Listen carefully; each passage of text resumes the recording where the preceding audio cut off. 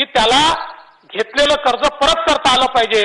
आणि म्हणून मी असं समजतो की ही कर्जमाफी हा पहिला टप्पा आहे की ज्या टप्प्यामध्ये इन्स्टिट्यूशनल क्रेडिट सिस्टीमच्या बाहेर गेलेला शेतकरी, संस्थात्मक कर्ज रचनेच्या बाहेर गेलेला शेतकरी त्याचा सातबारा कोरा करून म्हणजे त्याचं जुनं कर्ज फेडून आपण त्याला पुन्हा इन्स्टिट्यूशनल क्रेडिट सिस्टीम मध्ये आणतोय, त्याला क्रेडिट वर्दी करतोय, पुन्हा तो कर्ज घेऊन आपली शेती करू शकेल अशा प्रकारची ही व्यवस्था त्याच्याकरता आपण उभी करतोय.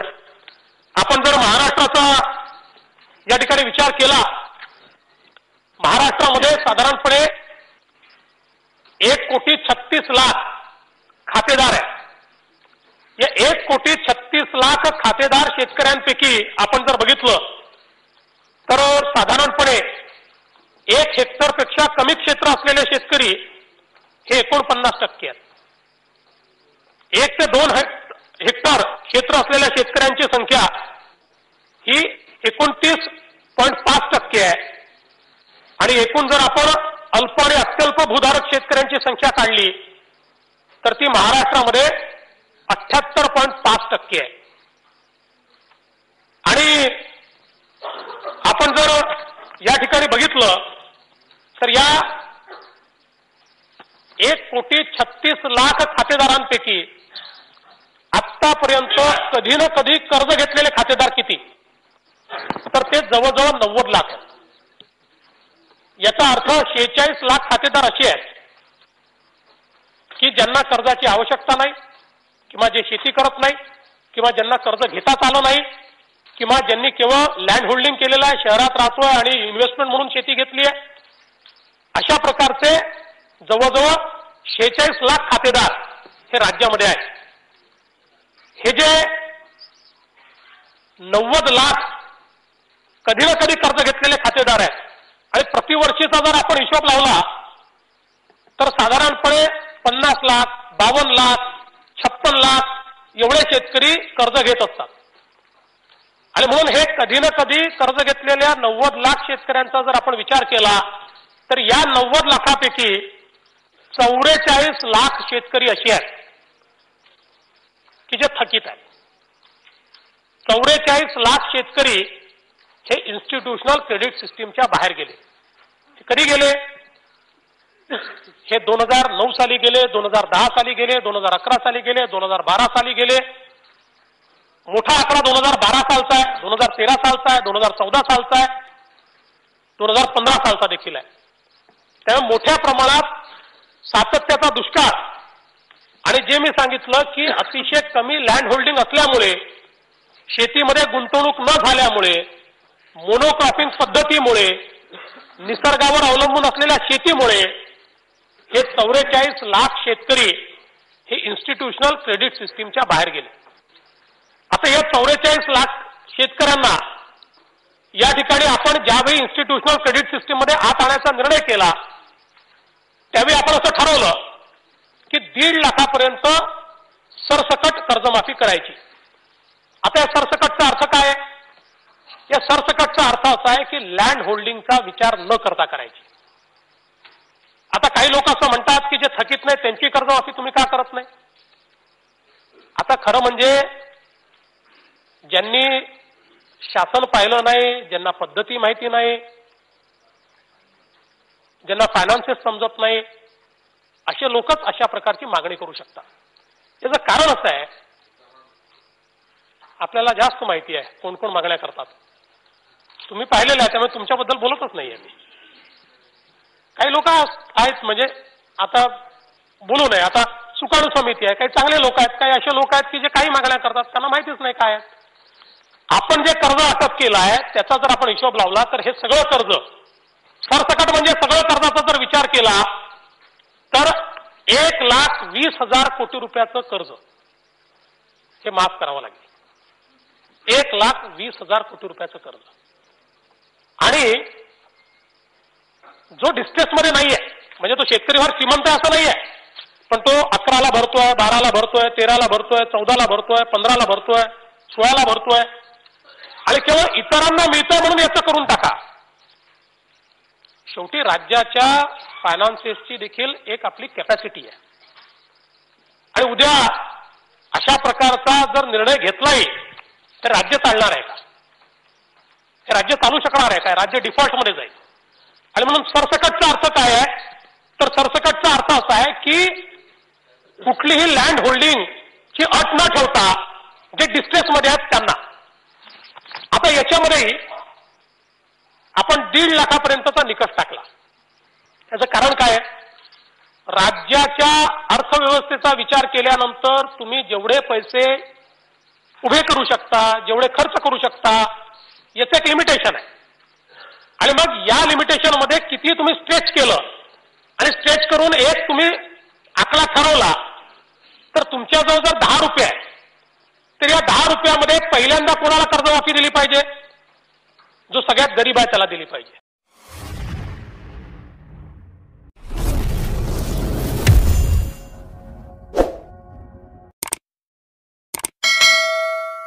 तिथे कर्जमाफी आणि इतर विषयांवर बोलतायत. खरीपाचा हंगाम आल्यानंतर त्याच्याकडे इतके पैसे नसतात, त्याची एवढी बचत कधीच नसते की तो पुन्हा नव्यानं खरीपाकरता जी काही त्याला बियाणं घ्यायचं आहे, त्याला फर्टिलायझर घ्यायचं आहे, त्याला काही पेस्टिसाइड घ्यायचे आहेत, जे काही त्याला इनपुट घ्यायचे आहेत हे तो घेऊ शकेल इतकी बचत अनेक वेळा शेतकऱ्यांजवळ नसते. पूर्वीच्या काळी आपण आपल्याकडे जे पिकायचं तेच ठेवायचो, तेच पुन्हा पेरायचो. आता पिकाची पद्धती बदलली, बियाण्यांची पद्धती बदलली, सगळ्या गोष्टी मार्केटमधनं विकत घ्याव्या लागतात. आणि म्हणून मग अशा वेळी शेतकरी हा नातेवाईकाकडनं, सावकाराकडनं कर्ज घ्यायचा आणि मग त्या कर्जाच्या फेऱ्यात तो अटकायचा.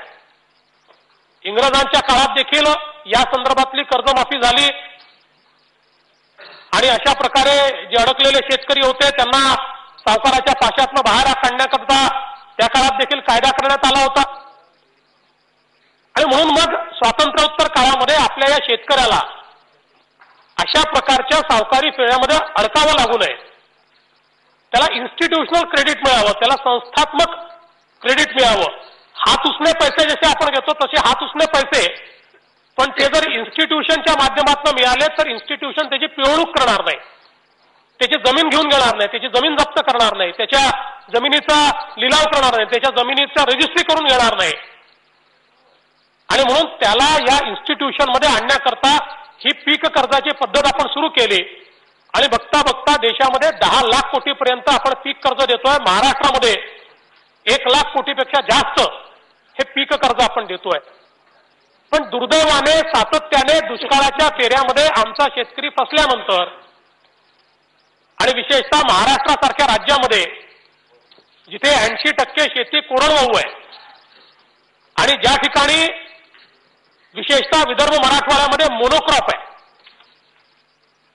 अशा या भागामध्ये एक क्रॉप जर फेल झालं तर तो कर्जबाजारी होतो. आणि अशा या फेऱ्यामध्ये अडकलेला हा आमचा शेतकरी हा संस्थात्मक कर्ज रचनेच्या बाहेर गेला. आणि तो संस्थात्मक कर्ज रचनेच्या बाहेर गेल्यानंतर शेती तर तो करतोच, पण मग उधार घेऊन नातेवाईकाकडनं, सावकाराकडनं मग प्रसंगी आपल्या शेतीचे कागदपत्र लिहून द्यायचे आणि ते गमवायची. आणि म्हणून या शेतकऱ्याला पुन्हा इन्स्टिट्यूशनल क्रेडिट सिस्टीम मध्ये आणायचं. अनेक वेळा लोक म्हणतात 7/12 कोरा, 7/12 कोरा, 7/12 कोरा. 7/12 कोराचा अर्थ काय आहे? 7/12 कोराचा अर्थ एवढाच आहे की त्याला पुन्हा क्रेडिट वर्दी करणं, त्याचं जुनं कर्ज मिटवून त्याला पुन्हा नव्याने कर्ज घेता येईल अशा प्रकारे त्याला क्रेडिट वर्दी करणं, याचा अर्थ 7/12 कोरा होतो. आणि म्हणून हे जे काही राज्यातले शेतकरी या इन्स्टिट्यूशनल क्रेडिट सिस्टीमच्या बाहेर गेले त्यांना पुन्हा सिस्टीम मध्ये आणणं, याचा अर्थ कर्जमाफी आहे. पण ते सिस्टीम मध्ये आले आणि तेवढ्यापुरतं जर आपण थांबलो तर ते पुन्हा कर्जबाजारी होतील. कारण आपण बघितलं 8 साली 9 साली आपण कर्जमाफी केली आणि आता ज्यावेळेस कर्जमाफीच्या संदर्भात मी पुन्हा त्याच्या आकडेवारीमध्ये गेलो, आपल्याला आश्चर्य वाटेल. 8 मधला शेतकरी 9 मध्ये कर्जबाजारी झालेला दिसतो, 9 मधला 10 मध्ये कर्जबाजारी झालेला दिसतो. आणि तो कर्जबाजारी होण्याचा फेरा आणि इन्स्टिट्यूशनल क्रेडिट सिस्टीम मधनं बाहेर जाण्याचा फेरा हा कुठेही थांबलेला नाहीये. आणि म्हणून कर्जमाफी हा एक महत्वाचा उपाय आहे, पण त्या उपायावर आपण थांबलो तर शेतकरी कर्जमुक्त होऊ शकणार नाही.